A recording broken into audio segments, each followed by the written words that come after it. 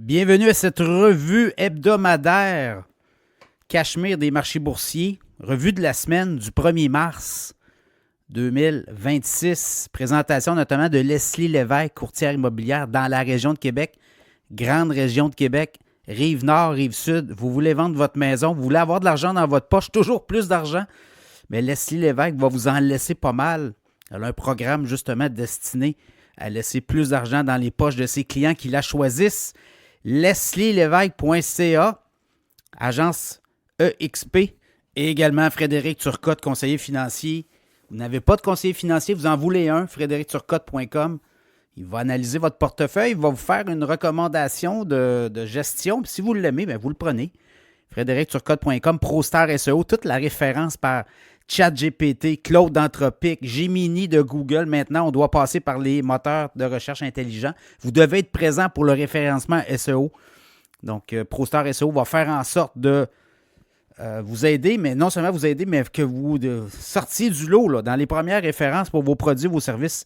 ProStarSEO.com et également infobref.com. Abonnez-vous, c'est gratuit. Vous allez avoir une infolette. Moins de 5 minutes par jour. Vous êtes informé. Le lien est dans la description du podcast. Voilà quand même une grosse semaine à la bourse. Et là, je regarde, c'est vraiment la bourse canadienne qui sort du lot là, depuis le début de l'année. Puis même cette semaine, on a comme monté d'1,6 %. Le TSX à Toronto, pourquoi? Ben, l'or et le pétrole. Et là, ce qui est arrivé en Iran, imaginez-vous bien, ben, ça va encore exploser demain. Ça va encore être une grosse semaine pour la bourse de Toronto parce qu'on a beaucoup de minières et on a beaucoup de pétrolières. Donc, c'est pas mal ça qui va ressortir. Et depuis le début de l'année, la bourse de Toronto est rendue à 7,7 % de hausse. C'est pas du tout le cas là, du côté de Dow Jones qui a une semaine négative. Et depuis le début de l'année, là, on est à 1,2 % de hausse seulement. Le S&P 500, semaine négative. Puis depuis le début de l'année, il est à 0,3 % de hausse. Du côté de Nasdaq, encore une semaine négative. Et depuis le début de l'année, on est à moins 2,4 %. Les technos se font brasser depuis le début de l'année, là. Donc, et là, avec ce qu'on a vu, le pétrole aussi, demain, le pétrole pourrait ouvrir, on dit peut-être, dans le cas du WTI, là, pourrait ouvrir à quoi? 75,80 $. Il est à 67,2 $, terminé à 67,2 $ vendredi. Et là, on dit que dans les marchés, en avant-marché, aujourd'hui, il y avait une prime de 10 à 12 $. Avec, demain matin, ça pourrait exploser à 80, 70, 80, 80, 90. On parle peut-être de 100 $ le baril de pétrole à suivre dans les prochaines, peut-être des prochains jours. Là. Parce que là, on a le détroit d'Ormuz en Iran. On dit que même il y a un pétrolier qui aurait coulé au cours des dernières heures. Si on empêche le trafic, parce que les pétroliers sortent, hein, c'est une région là, très, très fertile en pétrole. C'est 20 % du trafic mondial, le pétrole. Si le pétrole ne peut pas sortir là, ben, on va être obligé de produire ailleurs. Là, l'OPEC Plus parle peut-être d'augmenter sa production. On va le voir. Ils vont peut-être se réunir d'urgence. Mais pour eux autres, ils ne seront peut-être pas pressés non plus. Là. Ils vont laisser monter. Donc, le prix du pétrole pourrait monter. Et l'or aussi, là. L'or a terminé la semaine à 5 278 $ en hausse de 94 $.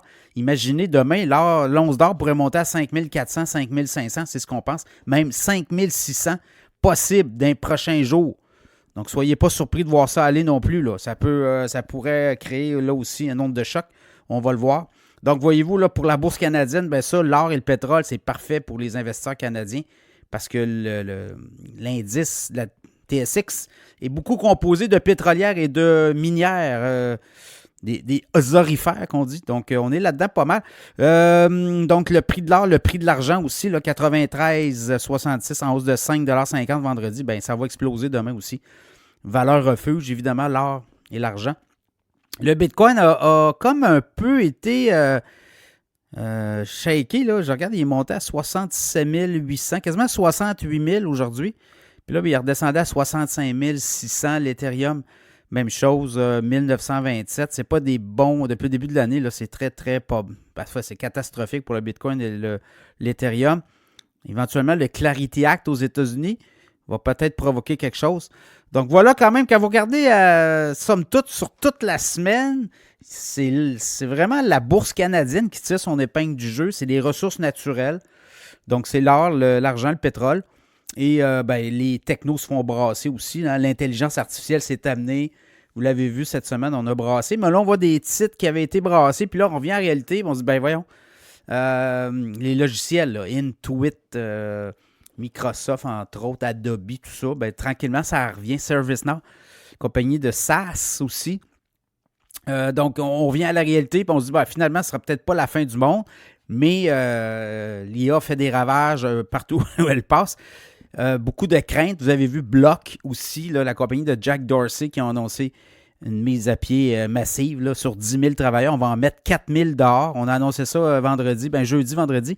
Et là, ben, ça fait craindre le pire pour l'intelligence artificielle. Alors que quand on regarde pour les profits des entreprises, évidemment, je ne sais pas si c'est déflationniste, là, l'intelligence artificielle, mais ce que ça va provoquer, c'est que ça va peut-être amener les entreprises à être encore plus rentables. Donc, les ratios cours-bénéfices devraient augmenter, là. C'est ça qu'on peut comprendre. Si on liquide du monde, on va licencier des gens, les profits vont être là, puis la performance, parce que la productivité, on fait ça pour être plus productif, on est meilleur. Donc, j'imagine les ratios cours-bénéfices vont être meilleurs pour les entreprises. Voilà, ben, ça va être à suivre, ça, l'IA, là, ça tire partout. On a eu NVIDIA aussi cette semaine, les résultats, des très bons résultats. Pourtant, le titre a baissé. Puis quand vous regardez l'argent que NVIDIA génère, 43 milliards de profit net sur 68 milliards de revenus. C'est quand même une business très, très rentable là, et très payante. Et on a beaucoup de liquidités. Donc, éventuellement, c'est un monstre. Qu'est-ce qu'on va faire avec les liquidités? On va-tu racheter des actions? Est-ce qu'on va... je sais pas, là. On a un taux de rentabilité de 63 %, imaginez. On est loin des rentabilités des secteurs de l'épicerie, là, à 3-4 5 donc, on va faire quoi avec cet argent-là? Bon, on va la réinvestir dans l'entreprise. On va On va racheter des actions. On va faire plein de choses. Là. On va peut-être donner des dividendes aussi. Donc, il y a tout ça aussi qui est dans l'équation pour NVIDIA. Alors, voilà, quand même, grosse semaine. Puis là, ben, attendez-vous à un choc demain. Est-ce que les marchés... Il va falloir que les marchés américains se tiennent aussi. C'est peut-être un test aussi pour la nation américaine. On a toujours vu que quand il y a des guerres comme ça, oui, ça shake beaucoup, mais après ça, on se ressaisit. Donc, le pétrole, évidemment, va flamber et également l'or, l'argent, les valeurs refuges. Donc, ça sera surveillé cette semaine, mais c'est ça pas mal avec... et là, on dit on aurait décapité le régime. Est-ce que le peuple va prendre le relais?